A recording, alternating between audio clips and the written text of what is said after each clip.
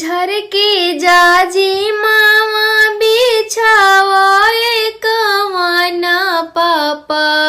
झर के जाजी मामा बिछावे कवना पापा आई गइले मथुरा के लोग लाला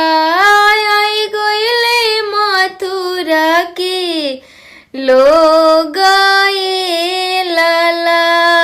आई गइले मथुरा के लोग लाला अपना महलिया में से निकलेलन कवना भैया अपना महलिया में से निकलेलन कवना भैया हाथ के बंदुकिया ले ले खाड़ा ए लाला हाथ के बंदुकिया ले ले खाड़ा ए लाला मत मारा माता मारा पातर बहनोइया हो